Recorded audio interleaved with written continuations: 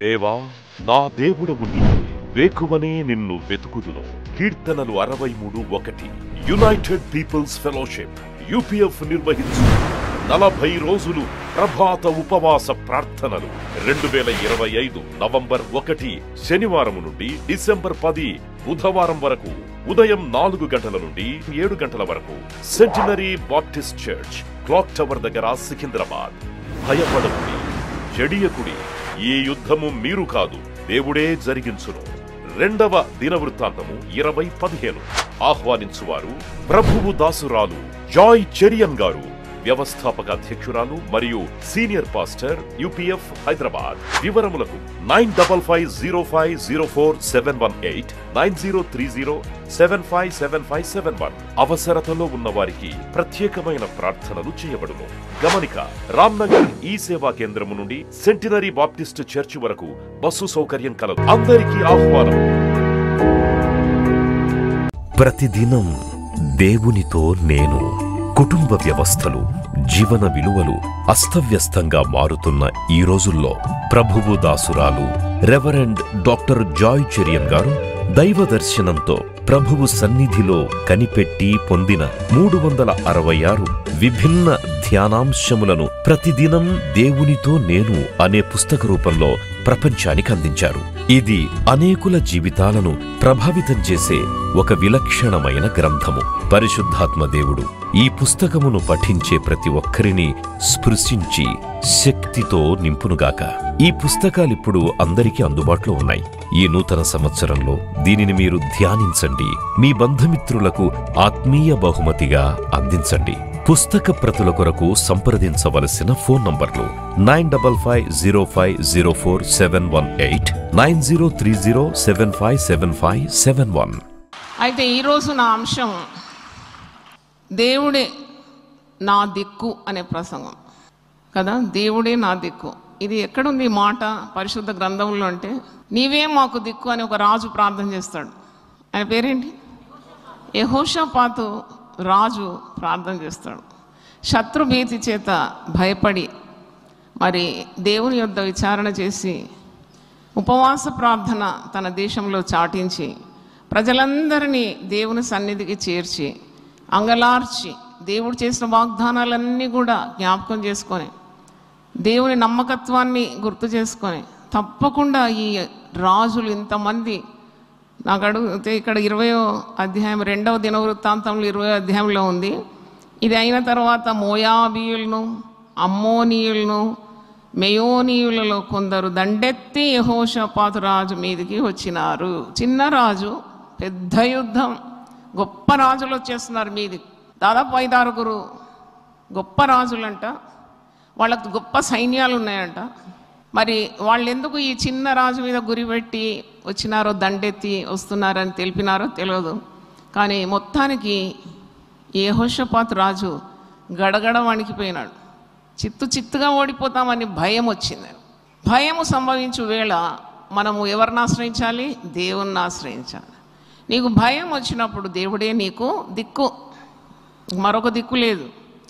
యెహోషాపాతు రాజు ఇలాగూ మరి దేవుని యొద్ద విచారించుటకు తన మనస్సు నిలుపుకొని యూదా ఎంతటా ఉపవాస దినము ఆచరింపవల్లని చాటింపగా, ఉపవాస దినం గురించి చాటించడం పాత నిబంధనలో కూడా ఉంది.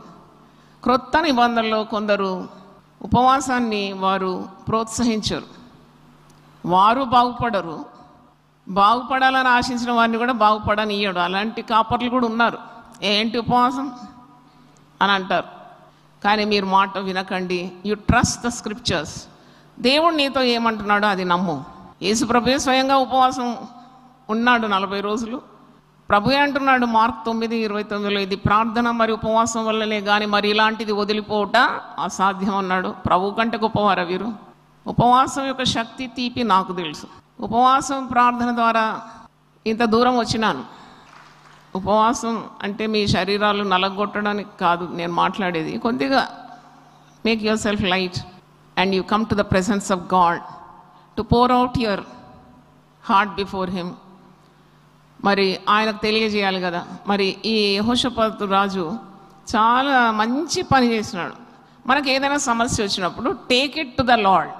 నీకు ఏదైనా భయము, భీతి, సమస్య, నీవు దాన్ని ఛేదించలేవు, సాధించలేవు అంటే వెంటనే నీవు ఉపవాసంకు ఉపక్రమించుకొని కొన్ని దినాలు నేను దేవుని సన్నిధిలో కనిపెడతాను అని నువ్వు ప్రార్థన చేసి నిన్ను నీవు తగ్గించుకున్నప్పుడు తప్పకుండా నీకు జవాబు వస్తుంది.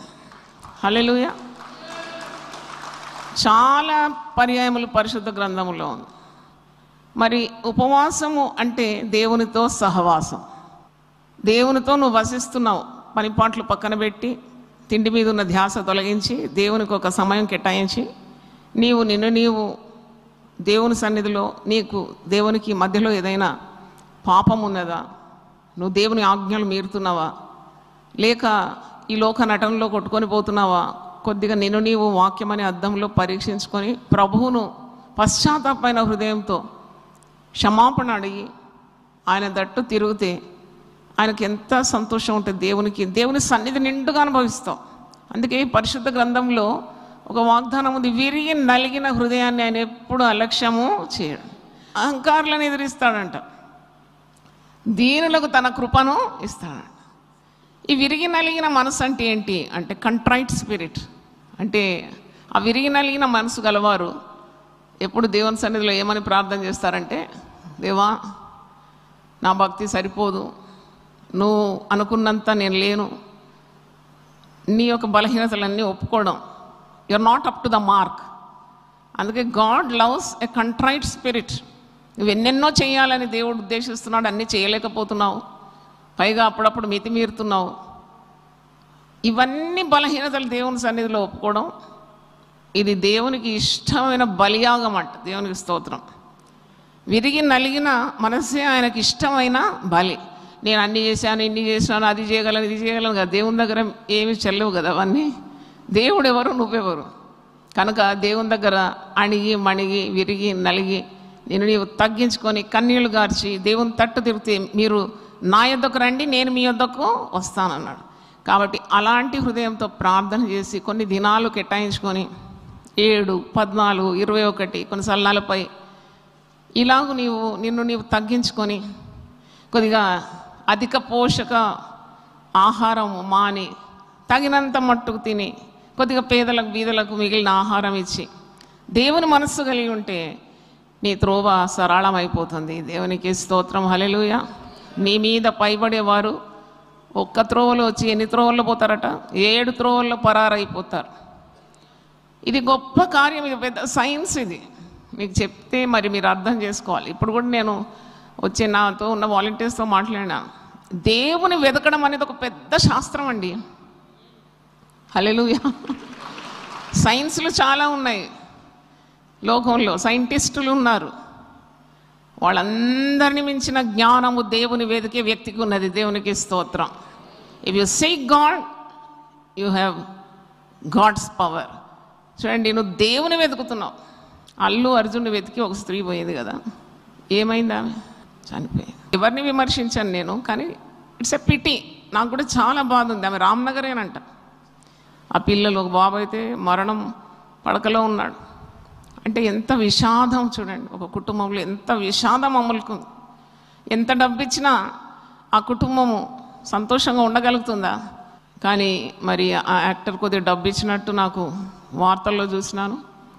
అంటే మరి దేనితో ముడిగట్టలేము ఆ విషాదాన్ని. అంటే నేను ఎందుకు చెప్తున్నానంటే, if you seek God you have his presence in your life.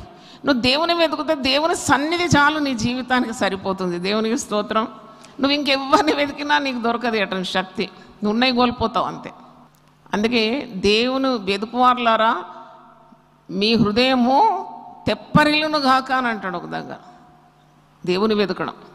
నీకు ఒక సమస్య వచ్చింది, ఇన్ని ప్రసంగాలు విన్నావు, భయపడొద్దు భయపడొద్దు భయపడొద్దు భయపడొద్దు. ఇవన్నీ ప్లేలిస్ట్లో మీకు 40 ప్రసంగాలు మంచిగా సేవ్ చేసి పెట్టుకోండి. తీరిక వెళ్ళి మళ్ళీ రీవైండ్ చేయండి. ఎన్నిసార్లు విన్నా దేవుని వాక్యం క్రొత్తగా అనిపిస్తుంది. అవునా కదా? చాలా కొత్తగా అనిపిస్తుంది. నేను కూడా అనేక పుస్తకాలు చదువుతూ ఉంటాను, కానీ ఒకసారి చదివినాక పడేస్తాం మనం, అంతే పక్కన పెట్టేస్తాం. కానీ పరిశుద్ధ గ్రంథం అలాంటిది కాదు. ఇది జీవపు మాటలతో నింపబడింది. దేవునికి స్తోత్రం. So full of life. Every time you here it is new. కాబట్టి నువ్వు వింటూ ఉండాలి. వినటం వలన నీకేం కలుగుతుంది? విశ్వాసం.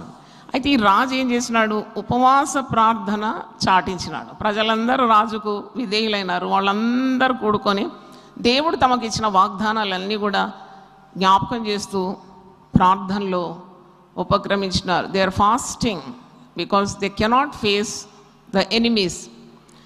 మంచి ప్రార్థన యెహోషాపాతు రాజు ప్రార్థిస్తాడు. చూడండి, 2వ దినవృత్తాంతంలో 20వ అధ్యాయము 12 వచనం నేను చదువుతున్నాను. 2 Chronicles 20th chapter 12th verse. మా దేవా, నీవు వారికి తీర్పు తీర్చవా? మా మీదికి వచ్చు ఈ గొప్ప సైన్యంతో యుద్ధం చేయుటకు మాకు శక్తి చాలదు. ఏమి చేయుటకును మాకు తోచదు. నీవే మాకు దిక్కు. ఈరోజు ప్రసంగం పేరేంటి? Very good. దేవుడే నాకు దిక్కు.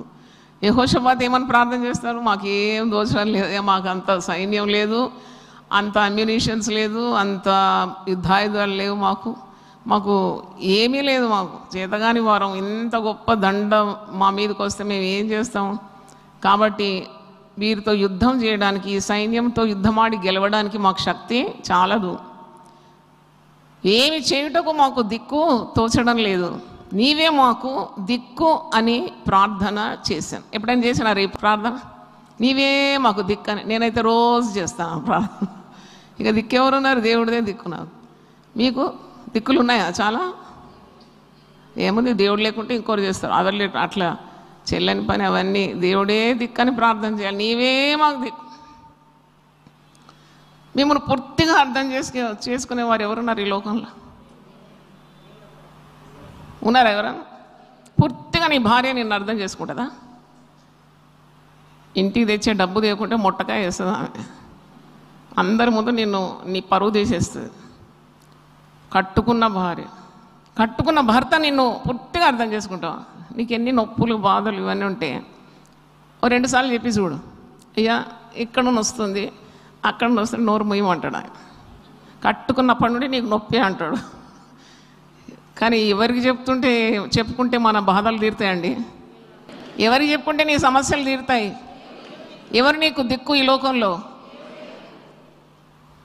ఓ పాట గుర్తొస్తుంది, పాడతాను. ఇది 1000 పాటల్లో ఉంది పాట. దేవుడే నాకు సహాయం అని ఉంది. 50వ పాట చూడండి.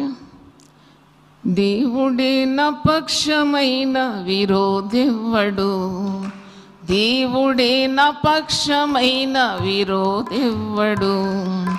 దూతలైనను ప్రధానులైనను, దూతలైనను ప్రధానులైనను ప్రభువు ప్రేమ నుండి నన్ను వేరు చేయునా.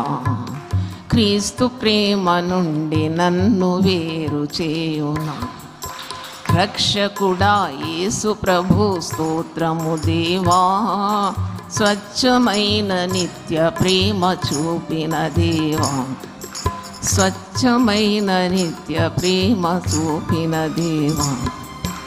రక్షకుడా యేసు ప్రభు ప్రేమము దేవా, స్వచ్ఛమైన నిత్య ప్రేమ చూపిన దేవా. ఎన్నడైనా మారని మా యేసుడుండగా, పడండి. ఎన్నడైనా మారని మా యేసుడుండగా, ఉన్నవైనను రానున్నవైనను, ఉన్నవైనను రానున్నవైనను ప్రభు ప్రేమ నుండి నన్ను వేరు చేయునా. క్రీస్తు ప్రేమ నుండి నన్ను వేరు చేయునా. రక్షకుడా యేసు ప్రభు స్తోత్రము దేవా, స్వచ్ఛమైన నిత్య ప్రేమ చూపిన దేవా. స్వచ్ఛమైన నిత్య ప్రేమ మనం అందరం రక్షణ పొందిన వారు అనుభవిస్తున్నాం. దేవుని స్తోత్రం. Such a great ever lasting love. అందుకే ప్రభు ప్రేమ అనుభవించిన ప్రతి ఒక్కరికి మానవ ప్రేమ చప్పగా ఉంటుంది. అదే బీపీ వస్తే ఉప్పు వేసుకోవద్దు అంటారు కదా, షుగర్ వస్తే ఏం వేసుకోవద్దు అంటారు? షుగర్ డిసీజ్, డయాబెటీస్ వస్తే షుగర్ మానం అంటారు, బీపీ వస్తే ఉప్పు మానం అంటారు. ఈ లోకం అలాంటిది. కానీ ఎప్పుడెప్పుడు తీపిగా ఉండే ప్రేమ, శాశ్వతమైన ప్రేమ, నిత్యమైన ప్రేమ, ఎన్నడూ వీడని ప్రేమ, అంతకంతకు వర్ధిల్లే ప్రేమ, అంతవరకు ఉండే ప్రేమ. ఎవరి ప్రేమ? యేసు ప్రేమ. దేవుని స్తోత్రం. అంతవరకు ఉంటుంది. ఈ లోక ప్రేమలన్నీ కూడా షరతుతో కూడింది. మీరు కొద్దిగా గమనించండి. షరత్ అనమాట. There is a clause and a condition for there love. నువ్వు చక్కగా ఉంటే ప్రేమిస్తారు, నీకు డబ్బు ఉంటే ప్రేమిస్తారు, నీకు పేరు ఉంటే ప్రేమిస్తారు. కానీ ఏమీ లేని మనల్ని షరతు లేకుండా ప్రేమించినాడు ప్రభు. దేవునికి స్తోత్రం. అందుకే నువ్వు ప్రార్థన చేయాలి, నీవే మాకు దిక్కు, నువ్వే మాకు దిక్కు. ఈ సమస్య నుండి గట్టెక్కించడానికి నీవు సరిపోతావు నాయనా. ఇంకా నీ ప్రేమ చాలు ప్రభు. నీ ప్రేమ నుండి మమ్మల్ని ఎవరు విడదీస్తారు? అయితే యెహోషాపాతు రాజు ఉపవాస దినాన్ని చాటించి ఇలాగ ప్రార్థన చేస్తున్నాడు. ఈ గొప్ప సైన్యంతో యుద్ధం చేయడానికి మాకు శక్తి చాలదు, ఏమి చేయుటకు మాకు తోచదు, నీవే మాకు దిక్కు అని ప్రార్థన చేశాను. అలాగూ మీరు ఈ అధ్యాయం అంతా చదవండి వరుస వరుస, మీకు చాలా కార్యాలు తెలుసుకుంటారు. ఇక్కడ ఈ ప్రార్థనకు ప్రతిఫలంగా యెహోవా ఆత్మ యెహజీయేలు సమాజంలో ఉన్నందుకు ఆయన మీదకి వచ్చినది. 14వ వచనం, ఆయన ప్రవచిస్తున్నాడు ఒక మాట, యూదా వారులారా, యెరూషలేము కాపురస్తులారా, యెహోషాపాతు రాజా, మీరందరూ ఆలకించుడు. యెహోవా సెలవిచ్చినది ఏమనగా, ఈ గొప్ప సైన్యమునకు మీరు భయపడకుడి, జడియకుడి, ఈ యుద్ధము మీరు కాదు, దేవుడే జరిగించును. ఈ మాట మనకు వినబడితే ఎంత సంతోషం ఉంటుంది కదా. మీరు చాలా కొండంత సమస్యలు నీ ముందుంటే దేవుని ఆత్మ నీ మీదకి వచ్చి మాట్లాడుతున్నది ఏంటంటే, నువ్వు ఈ అడ్డు ఆటంకాలకు నువ్వేం భయపడే అవసరం లేదు, ఈ పని నువ్వు కాదు, నేనే నీ కొరకు చేసి పెడతానంటే ఎంత సంతోషం ఉంటుంది కదా. అందుకే ఈ మాట, దేవుని మాట యెహోషాపాతు రాజుకు వచ్చింది. నీవు భయపడే అవసరం లేదు ఈ గొప్ప సైన్యానికి, నువ్వు జడియన అవసరం లేదు, భయపడే అవసరం లేదు. ఈ యుద్ధము నీవు కాదు, ఎవరు జరిగిస్తారు నీ పక్షాన? హల్లెలూయా. మనం ఒక పాట పాడతాం కదా, నీ ప్రజల పక్షమునా యుద్ధములు చేసిన దేవా, నీ ప్రజల పక్షమునా యుద్ధములు చేసిన దేవా. హల్లెలూయా. చూడండి, దేవుడు తన ప్రజల పక్షాన యుద్ధములు చేసి, వారు యుద్ధం చేసే పని లేకుండా వారి పక్షాన యుద్ధం చేసి గెలుపు విజయము తన ప్రజలకు ఇస్తాడు. అయితే యుద్ధంలో పోట్లాడే పని కూడా లేదంటున్నాడు 17వ వచనంలో. ఈ యుద్ధంలో మీరు పోట్లాడవలసిన నిమిత్తం లేదు. హల్లెలూయా. యూదా వారులారా, యెరూషలేము వారులారా, మీరు యుద్ధ పంక్తులు తీర్చి నిలబడి మీతో కూడిన యెహోవా దయచేయు రక్షణను మీరు చూచెదరు. భయపడకుడి, జడియకుడి, రేపు వారి మీద పోవుడి, యెహోవా మీతో కూడా ఉండును. ఇంత శత్రు సైన్యం ఉంటే పొమ్మంటాడు సైన్యం, యు ఫైట్ ద బ్యాటిల్ అంటున్నాడు. వెళ్ళండి మీరు వారి మీద అంటే, ఇంత మరి ప్రవచన వాక్కులు వచ్చేసి గో ఫైట్ అంటే మరి ఎలాగ వీలవుతుంది? చిన్న రాజు, చిన్న సైన్యం, గొప్ప రాజులు, గొప్ప సైన్యాలు దండెత్తి వస్తుంటే ఎలాగ ఎదుర్కొంటారు? ఇక్కడ 19వ వచనం 19 చూడండి. కహతీయుల సంతతి వారును కోరహీయుల సంతతి వారును లేవీయులు నిలబడి గొప్ప శబ్దంతో ఇశ్రాయేలు దేవుడైన యెహోవాను స్తుతించిరి. అంటే స్తుతిలో ఇంత శక్తి ఉందా? ప్రార్థనలో శక్తి, స్తుతిలో శక్తి, ఆయన సన్నిధిలో శక్తి, ఆయన నామములో శక్తి, ఆయన వాక్యంలో శక్తి,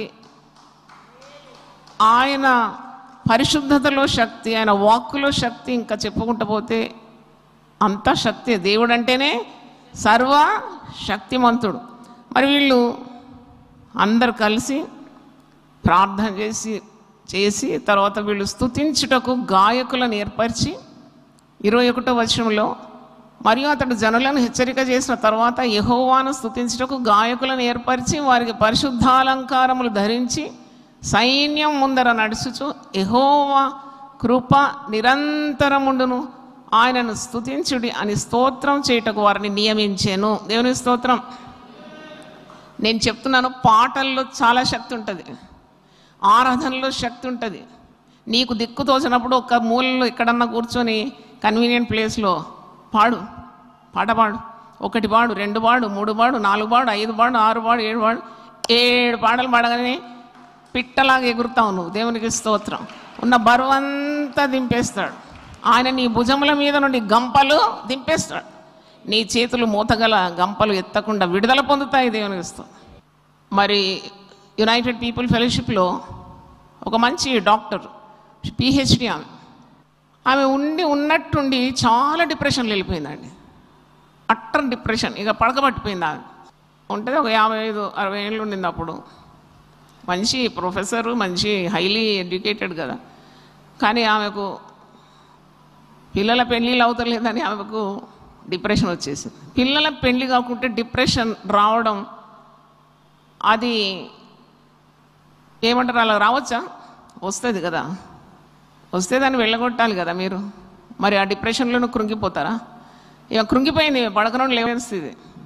అయితే ఎలాగమ్మా ఇలాగ ఈమె చాలా వీక్ అయిపోయింది, ఏం చేయాలి అంటే నేను వాళ్ళకు ఒక వైద్యం చెప్పిన. నా వైద్యం అంతా దీంట్లోనే ఉంది కదా. నేను అన్నాను, మీరు ఇద్దరు కలిసి ప్రతిరోజు 7 పాటలు పాడండి, 7 సాంగ్స్ మీ ఇద్దరు కలిసి పాడండి. మరి ఇద్దరు బిలీవర్సే కదా, ఏం ప్రాబ్లం లేదు కదా. అయితే ఇద్దరు కలిసి 7 పాటలు పాడండి, అన్ని కార్యాలు దేవుడే చూసుకుంటాడు ఆయన. అయితే మీరు చెప్తే నమ్మరండి, ఆ అమ్మాయి వివాహము ఘనంగా జరిగిందండి. చాలా హై టాప్ అఫీషియల్తో జరిగింది. దేవుని స్తోత్రం. ఆ అబ్బాయి అయితే ఫారెన్లో చదువుతున్నాడు, మంచి ఒక చక్కని ఫారెనర్తో జరిగిపోయింది. దేవుని స్తోత్రం. అంటే ఇదంతా ఎవరు చేసిన పని అండి? స్తుతుల మీద ఆయన ఏం చేస్తాడు? ఆసీనుడై ఉంటాడు. దేవునికి స్తోత్రం కలుగును కాదు. మీకు డిప్రెషను, నిరాశ, నిస్పృహ, భయము, భీతి, గుండెదడ, దానికే మందు చెప్తున్నాను నేను. మనకు 1000 నామముల పుస్తకం ఎన్ని 5 సంవత్సరాలు కష్టపడి సమకూర్చినాము, అది చెప్పుకుంటూ స్తోత్రం స్తోత్రం పలకండి. పాట పుస్తకాలు 1000 పాటలు అండి, 1 కాదు 2 కాదు. మిమ్మల్ని ఎంత ప్రేమించి ఇంత కష్టపడినాము తెలుసు కదా మీకు. 1000 పాటలు, అన్నీ రకరకాల పాటలు ఉంది, వివిధ సంఘాల పాటలు సంకలనం. ఇది పాడండి మంచిగా. సియోను నివాసులారా, మీరు సంతోషంగా పాటలు పాడి, నేను వచ్చి మీ మధ్యలో నివాసము చేస్తాను. హల్లెలూయా. 642 వరకు ప్రేయర్ సెల్స్ తెరిచినాం. పాటలు పాడుతున్నారా? సెల్ ప్రేయర్స్లో పాడుతున్నారండి, పాడుతున్నారు. దేవుని తట్టు తిరిగిన వారు ఎవరు సిగ్గుపడరు. వారు తప్పకుండా వారి ముఖాల మీద దేవుని కాంతి ఉంటుంది. వారు గెలుస్తారు, వారు ఓడిపోరు. వారు కృంగిపోరు, వారు నిఠారుగా నిలబడగలరు. దేవునికి స్తోత్రం. హల్లెలూయా. మరి దేవుడు చేసే కార్యాలు అలా ఉంటుంది. వీళ్ళు ఉపవసించి ప్రార్థన చేసి, గాయకులను ఏర్పాటు చేసి, దేవుని కృప నిరంతరం ఉంటుందని పరిశుద్ధాలంకారాలు ధరించి దేవునికి స్తుతి స్తోత్రములు చెల్లిస్తున్నారు. వారు పాడుటకు స్తుతించుటకు మొదలుపెట్టగా యెహోవా యూదా వారి మీదకి వచ్చిన అమ్మోనీయుల మీదను, మోయాబీయుల మీదను, శేయీరు వన్యవాసుల మీదను మాటుగా పెట్టాను కనుక వారు హతులైరు. ఇక్కడ జరిగిన కార్యం ఏంటంటే, ఇంతమంది రాజులు వచ్చినారు చిన్న రాజు మీద, చిన్న సైన్యం మీదకి. కానీ అక్కడ ప్రార్థనా శక్తి, స్తుతి శక్తి ద్వారా వారు యుద్ధం ఆడుకున్నారు. There was a great fight among themselves. అంటే మీకు అర్థం కావడానికి చెప్తున్నాను.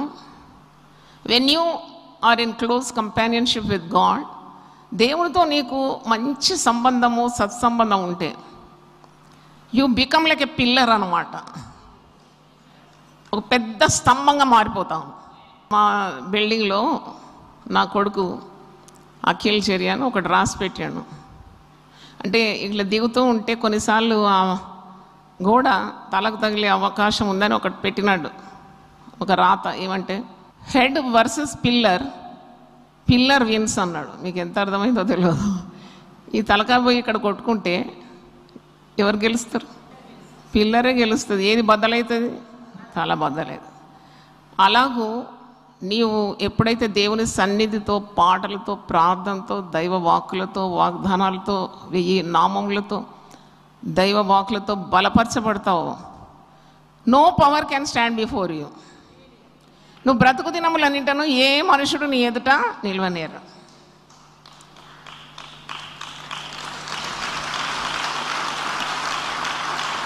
అది నా అనుభవం. కొన్నిసార్లు జటిలమైన సమస్యలు ఎదుర్కోవాల్సి వస్తుంది. ఒక సేవ, ఇంత పెద్ద సేవ నడిపించడం అంటే కుటుంబం నడిపించాలి, సేవ నడిపించాలి, ఎన్నెన్నో సవాళ్ళు ఉంటాయి. కానీ నేను ఎప్పుడైతే నిమగ్నం అయిపోతానో, లీనమవుతానో దేవునిలో, మళ్ళీ సమస్య కనబడదు నాకు. ఇప్పుడు చూస్తున్న మీ శత్రువులను మీరు ఎన్నడూ చూడరంటాడు కదా. అలాగూ అందుకే భక్తులు రాసిన మాటలు ఎంత శక్తి కలదంటే 97వ కీర్తన 5వ వచనంలో మాటలు చూడండి. మీరు ఈ రెఫరెన్స్ ఎప్పుడు గుర్తుండాలి మీకు. Psalms 97 5th verse. యెహోవా సన్నిధిని, సర్వలోకనాథుని సన్నిధిని పర్వతములు మైనము వలె కరుగుచున్నవి. కరగడం ఏంటి అంటే దేవుడు ఎవరు? ఒకటి కరగాలంటే ఏం కావాలా? ఒక వస్తువు కరగాలంటే ఏం కావాలి? మరి దేవుడు ఎవరు? మామూలు అగ్ని, దహించు అగ్ని. అదొకసారి చదువుదాం. Hebrews 12:29. నేనైతే 1000 నామాల్లో మొట్టమొదటి పేరు ఏం పెట్టాలని రాత్రంతా దేవుని సన్నిధిలో కనిపెట్టి ప్రార్థన చేసినప్పుడు దేవుడు నాకు ఇచ్చిన మొట్టమొదటి నామము కన్జ్యూమింగ్ ఫైర్. ఏలైనగా మన దేవుడు దహించు అగ్ని అయి ఉన్నాడు. నేను చదువుతాను, వినండి. Hebrews 12:28-29 మిళితమైంది. అందువలన మనము నిశ్చలమైన రాజ్యమును పొంది దైవ కృప కలిగి ఉందము. ఆ కృప కలిగి వినయ భయభక్తులతో దేవునికి ప్రీతికరమైన సేవ చేయుదము. ఏలైనగా మన దేవుడు దహించు అగ్ని అయి ఉన్నాడు. హల్లెలూయా. మన దేవుడు దహించి, ఎన్నో నామాలు దేవునికి. దేవుడు అగ్నిలోనే కదా మోషేకు మాట్లాడినాడు. ఏలియాను అగ్ని ప్రవక్తగా చేసినాడు. ప్రార్థన చేస్తే అగ్ని రూపంలో దిగొచ్చినాడు. అగ్ని గురించి చాలా రెఫరెన్స్లు ఉన్నాయి, మనం మర్చిపోతాం చాలా. అగ్ని వలె ఆయన నిన్ను కంచె వేసి కాపాడుతాడు, దుష్టుడు నీ మీదకి రాకుండా. ఆయన దహించు అగ్ని. And you can consume any problem. ఏ సమస్య అయినా ఆయన అగ్ని కనుక నువ్వు ప్రార్థన చేసి స్తుతించి దేవుని కొనియాడినప్పుడు ఆ అగ్ని దీన్ని ఏం చేస్తుంది? దహించి వేస్తుంది. హల్లెలూయా. అందుకే don't play with God or God's children. ఆయన అగ్నితో ఆడొద్దు అంటారు కదా. ఏమంటారు? Don't play with fire. దైవ కార్యాలు చాలా జాగ్రత్తగా చేయమని ఉంది వాక్యంలో. అల్లాటప్పగా చేయకూడదంట. దేవుని సేవకులు కానీ, పిలువబడిన వారు కానీ, విశ్వాసులు కానీ మనము వినయ భయభక్తులతో దేవుని కృప కలిగి ఆయనకు ప్రీతికరమైన సేవ చేయుదము. ఏలయనగా మన దేవుడు దహించు అగ్ని. అయితే ఇక్కడ దేవుడు ఎంత గొప్ప కార్యం చేసినాడంటే, యెహోషాపాతు ఆ ప్రజలకు, ఆ రాజుకు, ఆ దేశానికి దేవుడు చేసిన కార్యం ఎంతంత కాదు. భద్రంగా ఆ దేశాన్ని కాపాడినాడు, ఆ రాజును కాపాడినాడు. మరి వచ్చిన వాళ్ళల్లో వాళ్ళు కలహించి ఒకరినొకరు చంపుకున్నారంట. ఇక్కడ వాక్యం 23 చూడండి. అమ్మోనీయులను, మోయాబీయులను, జెయిరు మన్యవాసులను బొత్తిగా చంపి నిర్మూలన చేయాలని పొంచి ఉండి వారి మీద పడి వారు షేయిరు కాపురస్తులను కడముట్టించిన తర్వాత తమలో ఒకరినొకరు చంపుకొనుటకు మొదలుపెట్టిరి. అందుకే దేవుని ప్రజల మీదకి వచ్చేవారు, నేను అన్నట్టు వచ్చి ఢీ కొడితే వాళ్ళు చెల్లా చెదరైపోతారు. అది అక్కడే ఉంటుంది. దేవుని కార్యాలు అలాగే ఉంటుంది. అందుకే మీకు చెప్పినాను, head versus pillar, pillar wins, head breaks. అలాగే మీరు గట్టి గోడ మీద ఒక ఇటుక పెడ్డ తీసుకొని గట్టి కొట్టండి, గోడ పగులుతుందా? ఇటుక ముక్కలు అవుతుందా? అదనమాట దేవుని భక్తి అంటే. దేవుని స్తోత్రం. నువ్వు గట్టి ఒక ఇటుక తీసుకొని గోడ మీద గట్టి కొడితే గోడకి ఏం కాదు, ఇది ముక్కలైపోతుంది, చెదరైపోతుంది. దేవుడు శత్రువులను అలా చెదరగొడతాడు అన్నమాట. శత్రువులను చెదరగొడతాడు. నీ విశ్వాసం అన్నమాట. You should have that faith. దేవా, నువ్వు నన్ను ఈ రక్షణ మార్గంలో నడిపించినావు, ఎవరేమి చేయగలుగుతారు? ఎవరు నీ ప్రేమ నుండి నన్ను వేరు చేయగలరు? అని నీవు అట్లా విశ్వాసం కలిగి ఉండాలి. ప్రార్థనా జీవితం, దేవుని ఆరాధించడం, దైవ సన్నిధిని దింపుకోవాలి. దైవ సన్నిధి ఎప్పుడు దిగుతుంది అంటే నీవు ఇలాగూ ఒక మందసం, ఒక సన్నిధి, ఒక ప్రార్థన నీ గుడిలో లేక నీవు అక్షరార్థంగా ఇలాగూ దేవుని కొరకు వండుతూ ఉంటే తప్పకుండా దైవ సన్నిధి దిగి వస్తుంది. నీకు దేవుని సన్నిధి ఉన్న చోట మానవుని ప్రయత్నాలన్నీ నిష్ఫలమైపోతుంది. నీ మీదకి ఎవరూ రారు. చూస్తున్న శత్రువులు మటుమాయమైపోతారు. అందుకే భక్తుడైన దావీదు కానీ ఇంకా భక్తులు ఏమంటారు, 10,000 మంది దండెత్తి నా మీదకి వచ్చినా నేను భయపడను. ఊరికేనా అంటారు, అనుభవం లేకుండా. ఒక్కరు వస్తేనే మీరు భయపడతారు, అప్పులోడు వస్తేనే భయపడతారు, ఒక కాకి యూనిఫామ్ పోలీస్ అయిన వస్తేనే అబ్బో ఎందుకు వచ్చినాడు అంటారు. 10,000 మంది దండెత్తి నా మీదకి వచ్చినా నేను భయపడనంటే ఎంత ధైర్యం కావాలా? ఈ ధైర్యం ఎక్కడి నుండి వస్తుంది? దేవుని బట్టి వస్తుంది. హల్లెలూయా. ఎంత శక్తి ఒక దైవ భక్తునికి, భక్తురాలికి ఉంటుందంటే వారు శత్రువుల గురించి ఆలోచించడం కాదు,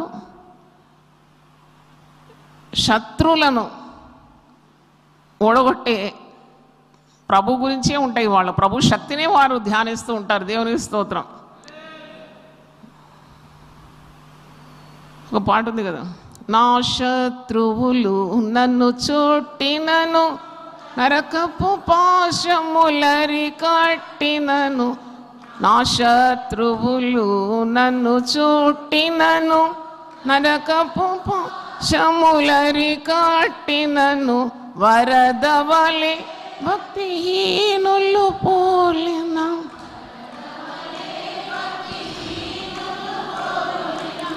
నువ్వొక్క నన్ను ఎడబాయని దేవా,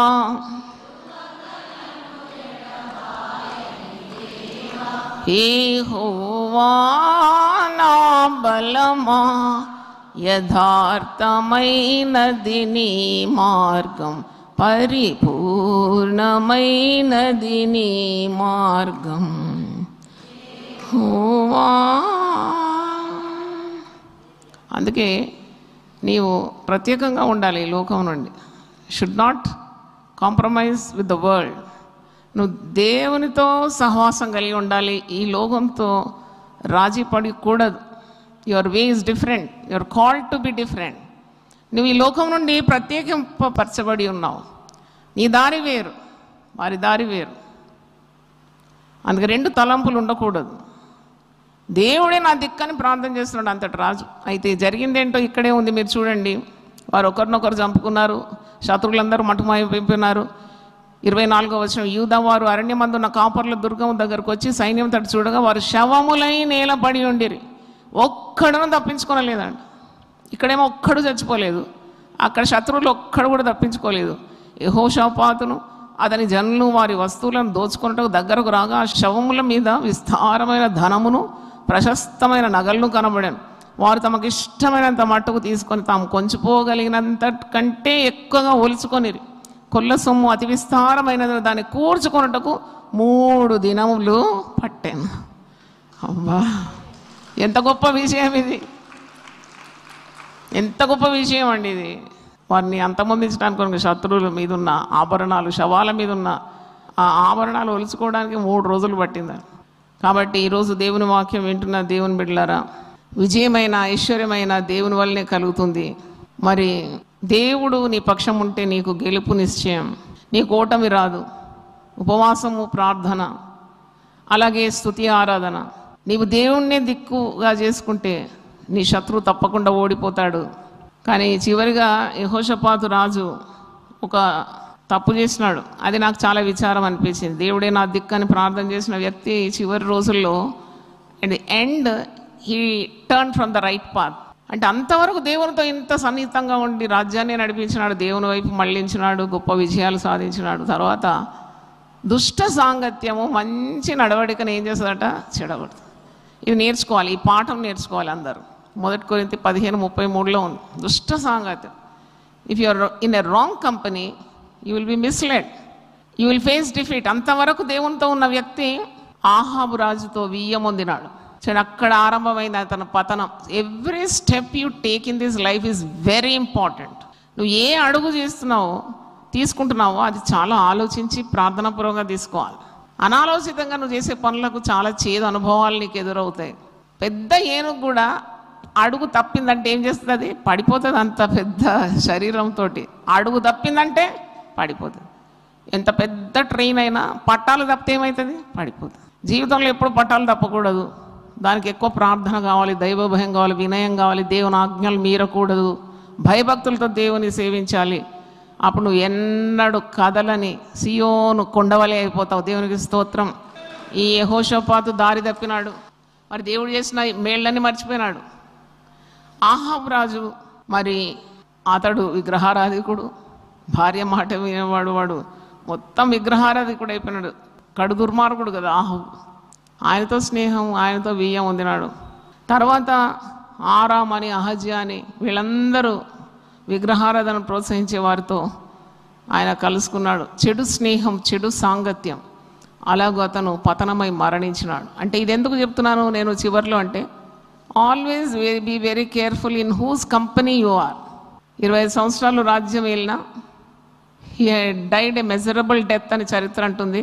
చాలా జాగ్రత్తగా ఉండాలి. నువ్వు ఎవరితో సాంగత్యం చేస్తున్నావా? నీ భక్తి పాడు చేయడానికి కొందరు చెప్పే మాటలు, వారు చెప్పే తలంపులు, ఆలోచనలు ఎప్పుడు వినదు.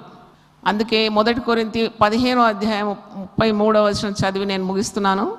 1 కొరింథియన్స్, నిన్ను త్రోవ మళ్లించడానికి చాలా ఆలోచనలు నీకు ఇస్తారు మనుషులు. మనిషి తట్టు చూడకూడదు.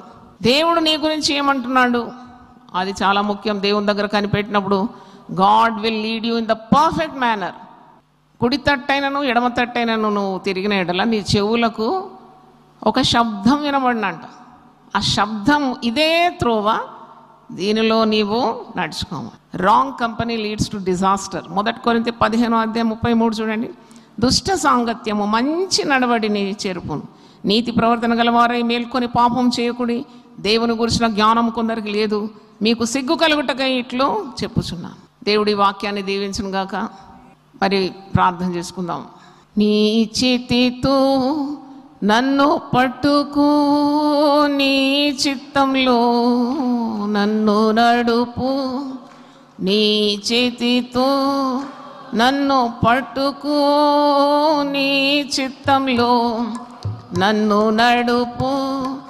శిల్పి చేతిలో శిలను నేను, అనుక్షణము నన్ను చెక్కుము. శిల్పి చేతిలో శిలను నేను, అనుక్షణము నన్ను చెక్కుము. అంధకార లోయలోనా సంచరించిన భయము లేదు. అంధకార లోయలోనా సంచరించిన భయము లేదు. నీ వాక్యము శక్తి గలది, నా త్రోవకు నిత్య వెలుగు. నీ వాక్యము శక్తి గలది, నా త్రోవకు నిత్య వెలుగు. ప్రార్థన చేసుకుందాం. అందరూ ఒకసారి లేచి పడతారా? ప్రార్థన చేస్తాం. ప్రభువా, నీ పరిశుద్ధ నామముకు స్తోత్రం. ఇంత గొప్ప సైన్యాన్ని ఎదుర్కోవడానికి నాకు శక్తి చాలదు, మాకు బలం చాలదు, నీవే మాకు దిక్కని ప్రార్థించిన యెహోషాపాతు రాజు అయినా ఎంత గొప్ప విజయం అతనికి ఇచ్చినావు. కొల్లసం మోల్చుకోవడానికి 3 రోజులు పట్టిందండి. ఎదురాడే వారందరూ శవాలై నేల కూలినారు. ఇంత గొప్ప విజయం అనుభవించి కూడా దేవుని రుచి చూచిన తర్వాత వెనుకడుగు వేసినాడు. యెహోవా ఉత్తముడని రుచి చూచి మేము అనేక పర్యాలు మా జీవితంలో తెలుసుకుంటాం. అయినా కానీ కొన్నిసార్లు మనుషుల చెడు ఆలోచనలకు మేము లొంగిపోతూ ఉంటాం. ఆ తప్పు ఎన్నడూ జరగకూడదని దాసరాలు సంఘం కొరకు ప్రార్థిస్తున్నాను. ఈ వాక్యం విన్నవారి కొరకు ప్రార్థిస్తున్నాను. శ్రేష్టమైన చక్కని పరిపూర్ణమైన మార్గం నుండి వైదొలగించడానికి ఎంతోమంది ప్రయత్నిస్తూ ఉంటారు. కానీ గురి యొద్దకే నేను పరిగెత్తున్నానని పౌలు అంటున్నాడు. విశ్వాసమును కర్తవ్యాన్ని కొనసాగించుకోవడానికి యేసు వైపు నా నేత్రాలు పెడతాను అంటున్నాడు. అవును ప్రభువా, యేసు మీద మేము లక్ష్యం ఉంచాలి. ఈ లోకం మాకు చెడు ఆలోచనలు ఇస్తుంది. నేను ఈ లోకం మాకు తండ్రి కాని తలంపులను నూరి మా మదిలో పోస్తుంది తండ్రి. వాటన్నిటిని ఛేదిస్తూ మేము నీవే మాకు దిక్కు నాయన, ఇక దిక్కెవ్వరూ లేరు. నీవు మా యుద్ధములు గెలిపించే దేవుడవు, మా పక్షాన యుద్ధములు చేసే దేవుడవు. శత్రువులను మట్టు పెట్టే శక్తి నీలో ఉంది ప్రభువా. శత్రువుల ఎదుట భోజన బల్ల సిద్ధపరిచే గొప్ప దేవుడవు. 10,000 మంది దండెత్తి నా మీదకి వచ్చినా నేను భయపడనని అంటున్నాడు ప్రభువా కీర్తనకారుడు. అలాంటి శక్తి గల జీవితం మాకు అందరికి దయచేయమని, నీ సన్నిధి మాకు ఎల్లప్పుడూ తోడు ఉండాలని ప్రభు. మేము తప్పుడు నిర్ణయాలు తీసుకోకుండా మమ్మల్ని కాపాడమని, తప్పుడు వ్యక్తులతో సాంగత్యం చేయకుండా కృప దయచేయమని. ఎంత గొప్ప మేలు అనుభవించిన యెహోషాపాతు అన్యులైన రాజులతో సహవాసం చేయడం, దుర్మార్గుడైన ఆహాబు రాజు బియ్యం ఉండడం, ఇవన్నీ ఎంత పాపాలుగా ఎంచబడింది. ఆయన దుర్మరణం పొందినాడు. కాబట్టి అలా కాకుండా ఎల్లప్పుడూ నిన్ను ఆనుకోవడానికి మాకు సహాయం తెచ్చింది. మేము భయపడకుండా నీవే మాకు దిక్కని మా హృదయాల్లో ఈ మాట ముద్రించుకోవాలని ప్రభువా నీవు మాకు సహాయం దయచేయమని. దేవుని వాక్యం వింటున్న ప్రతి ఒక్కరు తల మీద నీ హస్తం ఉంచి వారిని ఆశీర్వదించి ప్రతి భయం నుండి విడిపించండి. యేసు నామములో అడుగుతున్నాను తండ్రి, ఆమేన్. తండ్రి అయిన దేవుని ప్రేమ, యేసు క్రీస్తు కృప, పరిశుద్ధాత్మ సహవాసం మనందరితో సదాకాలం తోడుగా ఉండునుగాక. దేవుడు సమృద్ధిగా మనలందరిని ఆశీర్వదించునుగాక. దేవా నా దేవుడవు నీవే, వేకువనే నిన్ను వెతుకుదును. కీర్తనలు 63:1. యునైటెడ్ పీపుల్స్ ఫెలోషిప్ UPF నిర్వహించు 40 రోజులు ప్రభాత ఉపవాస ప్రార్థనలు 2025 నవంబర్ 1 శనివారం నుండి డిసెంబర్ 10 బుధవారం వరకు ఉదయం 4 గంటల నుండి 7 గంటల వరకు centenary Baptist church, clock tower దగ్గర, సికింద్రాబాద్. భయపడకుడి, జడియకుడి, ఈ యుద్ధము మీరు కాదు, దేవుడే జరిగించును. 2వ దినవృత్తాంతము 20:15. ఆహ్వానించువారు ప్రభువు దాసురాలు జాయ్ చెరియన్ గారు, వ్యవస్థాపక అధ్యక్షురాలు మరియు సీనియర్ పాస్టర్ UPF హైదరాబాద్. వివరములకు 9505047118 9030757571. అవసరతలో ఉన్న వారికి ప్రత్యేకమైన ప్రార్థనలు చేయబడును. గమనిక, రామ్నగర్ ఈ సేవా కేంద్రము నుండి సెంటినరీ బాప్టిస్ట్ చర్చి వరకు బస్సు సౌకర్యం కలదు. అందరికీ ఆహ్వానం. ప్రతిదినం దేవునితో నేను. కుటుంబ వ్యవస్థలు, జీవన విలువలు అస్తవ్యస్తంగా మారుతున్న ఈ రోజుల్లో ప్రభువు దాసురాలు రెవరెండ్ డాక్టర్ జాయ్ చెరియన్ గారు దైవ దర్శనంతో ప్రభువు సన్నిధిలో కనిపెట్టి పొందిన 366 విభిన్న ధ్యానాంశములను ప్రతిదినం దేవునితో నేను అనే పుస్తక రూపంలో ప్రపంచానికి అందించారు. ఇది అనేకుల జీవితాలను ప్రభావితం చేసే ఒక విలక్షణమైన గ్రంథము. పరిశుద్ధాత్మ దేవుడు ఈ పుస్తకమును పఠించే ప్రతి ఒక్కరిని స్పృశించి శక్తితో నింపునుగాక. ఈ పుస్తకాలిప్పుడు అందరికీ అందుబాటులో ఉన్నాయి. ఈ నూతన సంవత్సరంలో దీనిని మీరు ధ్యానించండి, మీ బంధుమిత్రులకు ఆత్మీయ బహుమతిగా అందించండి. పుస్తక ప్రతుల కొరకు సంప్రదించవలసిన ఫోన్ నంబర్లు 9550504718 9030757571. సర్వోన్నతమైన స్థలములలో దేవునికి మహిమయు ఆయనకిష్టులైన మనుష్యులకు భూమి మీద సమాధానమును కలుగునుగాక. లూకా 2:14. United Peoples Fellowship UPF twin cities pastors Christmas 2025 December 12 శుక్రవారం ఉదయం 10 గంటలకు. UPF క్రిస్మస్ 2025 డిసెంబర్ 18 గురువారం సాయంత్రం 5 గంటలకు. క్రిస్మస్ ఆరాధన 2025 డిసెంబర్ 25 గురువారం ఉదయం 6 గంటలకు. వాచ్ నైట్ సర్వీస్ 2025 డిసెంబర్ 31 బుధవారం రాత్రి 8 గంటలకు. నూతన సంవత్సర ఆరాధన 2026 జనవరి 1 గురువారం ఉదయం 6 గంటలకు. కృతజ్ఞతా కూడిక 2026 జనవరి 23 శుక్రవారం ఉదయం 10 గంటలకు. ఫ్యామిలీ రిట్రీట్ 2026 జనవరి 26 సోమవారం ఉదయం 10 గంటలకు. వేదిక VST function hall, RTC Kalabhavan ఎదురుగా, Baghlingampally road, Hyderabad. Also live on YouTube, Facebook. Zoom meeting ID 9550504718 code 7777. వివరములకు 9550504718 మరియు 9030757571. ఆహ్వానించువారు ప్రభువు దాసురాలు Joy Cherian, founder, president and senior pastor, UPF Hyderabad.